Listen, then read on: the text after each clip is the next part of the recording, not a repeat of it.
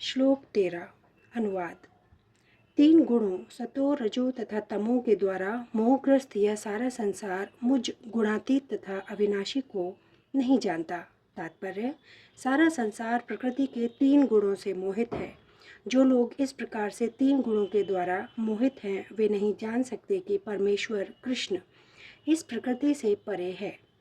प्रत्येक जीव को प्रकृति के वशीभूत होकर एक विशेष प्रकार का शरीर मिलता है और तदनुसार उसे एक विशेष मनोवैज्ञानिक, मानसिक तथा शारीरिक कार्य करना होता है। प्रकृति के 3 गुणों के अंतर्गत कार्य करने वाले मनुष्य की 4 श्रेणियां हैं। जो नितांत सतोगुणी है वे ब्राह्मण, जो रजोगुणी है वे क्षत्रिय, और जो रजोगुणी एवं तमोगुणी दोनों हैं वे वैश्य कहलाते हैं, तथा जो नितांत तमोगुणी हैं वे शूद्र कहलाते हैं। जो इनसे भी नीचे हैं वे पशु हैं। फिर ये उपाधियां स्थायी नहीं हैं। मैं ब्राह्मण, क्षत्रिय, वैश्य या कुछ भी हो सकता हूँ। जो भी हो, यह जीवन नश्वर है।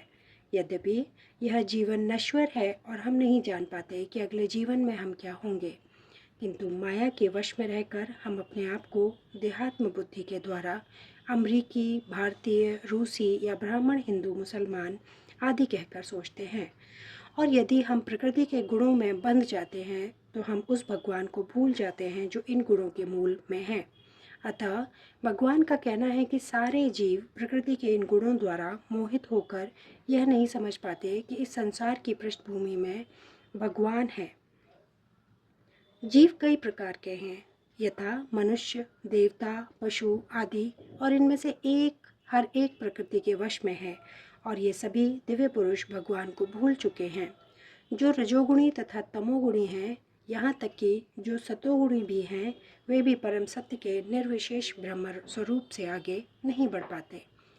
वे सब भगवान के साक्षात स्वरूप के समक्ष संभ्रमित हो जाते हैं, जिसमें सारा सौंदर्य, ऐश्वर्य, ज्ञान, बल, यश तथा त्याग भरा है।